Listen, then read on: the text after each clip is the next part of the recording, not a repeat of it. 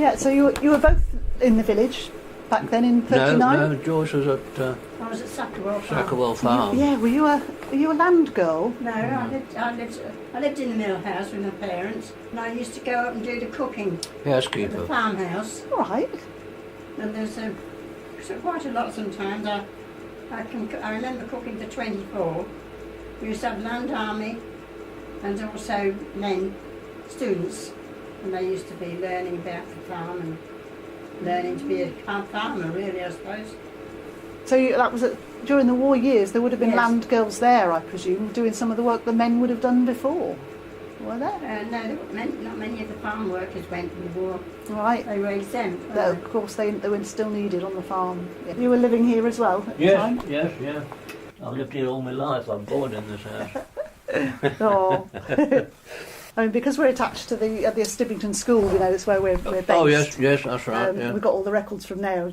Sort of particularly interested in the evacuees. And did you have anything to do with all the evacuees that came? Yes, my mother had one. Oh, yeah. Yes, but then I, of course, joined up. And Yes, and so you went here. Yes, I was educated at the Stibbington School. Yes, I thought we got your name on the register. Have you?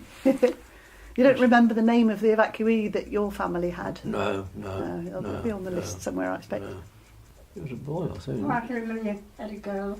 Eh? Your mother had a girl once. Did she? Mm. What sort of impact do you think the evacuees had then? Were there sort of lots of extra children around at the time, or did you notice? No, not many, really. No, not many, you see, because a lot of people was elderly in the shops. There wasn't many. I mean, there wasn't so many houses as what you got round here now. Once the war had started then in 39, I mean, so I suppose it's the sort of things that were different from before.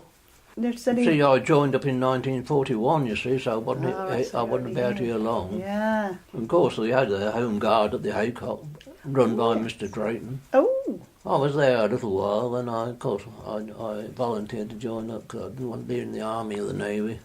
Yes, Mr. Drayton, yes. Yeah. It was down the Haycock we used to have the old ballroom. And what sort of things did they get up to? Well, just tell us training and how to use a gun, I expect, and rifle on the old gravel pit. Well, they still exist, you see, down the field there. That's right, yeah. But there's one just over this field here. They had a gantry there where the engines used to come up with the gravel to empty, you see, and they used to do their firing at this gantry wall made of concrete. Were there many local chaps involved? Well, I couldn't really tell you. Well, of course, they'd all be elderly. Yeah. Harold Wingrove, I think he used to go. Yes, yeah. But of course, they're mostly elderly men, you see. So when all the younger chaps like yourself went off to join up, that must have had quite an impact on the village life as well. Yes, well, the Masons, see, next door, they went. Yeah. And one of them, they lost in Singapore when the Japs took over, you see. Right. Albert. And you went off to the Far East yourself? Yes, I went to Cardigan first. Right. Had my test. And then I had to go back again, get my uniform. And then I went to Skegness for my training, marching, and had a month there on the front. Then leaving there, I went to Blackpool, Wheaton, just outside Blackpool, doing my armoury work on guns. Then I went to Hereford to do my fitters course. Then I came and I went up to, they posted me back to Catterick. They told me I've got to go abroad. Not just across the channel either. No. The other side of the world. That's right, yes. And I left Cardigan and we went by train right up to Scotland. Oh, yes, we boarded our ship there in Glasgow. Yeah. I had an idea we were going to the Far East, but as we went down Liverpool, and we met a lot more ships, and the ocean was full of ships, battleships, cruisers, from horizon to horizon. Always a great sight to see it. And this was 41? Yes, that was 41. No, that was 42. 42. So we all joined. We went right down South Africa. And then we went into Durban. Oh, yeah.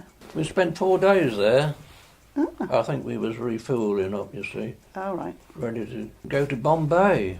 And when we got to Bombay, and there was a lady there singing to us when we were good old hymns. And then we marched through Bombay to a camp, and we stayed there in the night, laying outside at night. There's no billets available for us. And the next day I got posted to Ceylon. Colombo we went in. We caught a train from there and went up to Trincomalee area. Right. I was there a while, but then I had to go into hospital for a fortnight. I had dengue. Oh dear. That's malaria type. Yeah, that's quite common, wasn't it? I Yeah, think yeah, then. yeah. Oh dear, Yeah, I was there for that a wasn't very nice. Then, of course, when I got down there, I was on Spitfires, you see. Oh right. Well, it wasn't Spitfires, it was a ferry battle first, because a squadron hadn't got made up, but that's what we was going to have. Of course, I was there a year, perhaps, and then we went, a notice board came up, did you want a holiday? And we went up to New Australia, me and a friend, Yeah. to the plantations, tea plantations. Yeah. And we had a good time up there, really.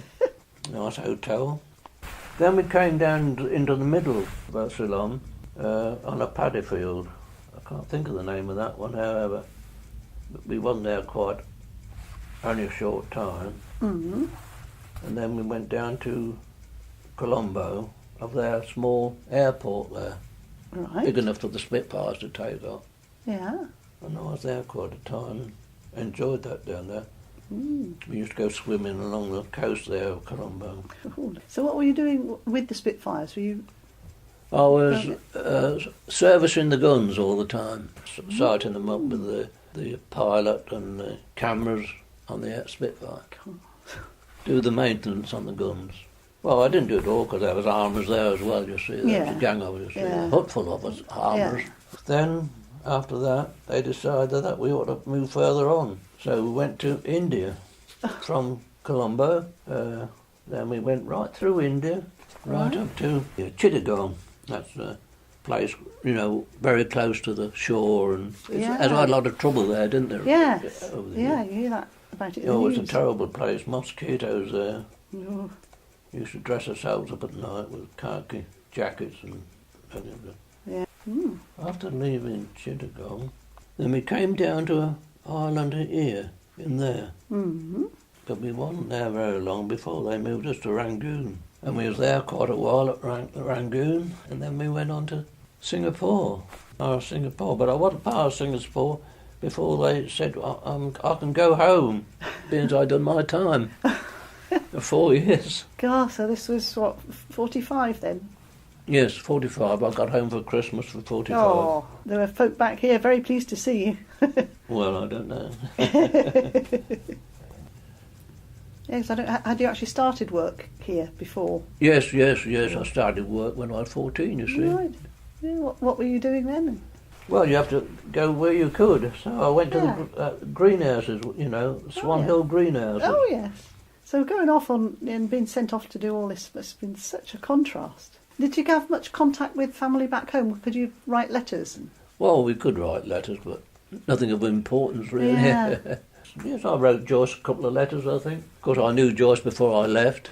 Well, we was Yeah. going out together before Stanley went in the forces. Oh, We've been right. going out together for a year. So you had to wait for him to come back. Yes, that's So you returned here then after everyone here had been celebrating the end of the war, I guess. Well, that's right, yes. Because the journey must take a while, just getting back to here from. Oh, yes, Part of the yes. world in I was those in a days. transit camp at just outside Jerusalem.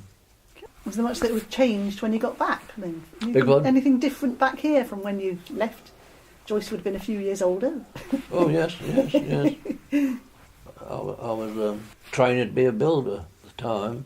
Before I left, I Yeah. was apprentice down the yard here, the Gilberts. there wasn't many village people went in the forces, was there? No, not from There here. was only you, as far as I know. So a lot of the men was working on ammunitions Oh yes. in Peterborough. Yeah, well, Now, the Haycock Hotel, Mr. Drayton. Now, have you heard about the listening post? no. Well, there was a hut. Well, I helped to build it. And it's situated as you go to Sackerwell from the A47 on the hill there. Right. Just as you get from the A47, you go up onto the top of the hill. It was in one of those fields on the corner there. And they called it the listening post. It used to be manned by men at night And I expect they had to ring up somewhere, I expect, to tell them what they could hear, you know, as regards to bombers and that, I expect. And Mr. Stafford, the schoolmaster, Yeah. they made a van into an ambulance, but I don't know whether it got used at all or not. No, just a standby, I think. Yeah. That's what I heard when I come back.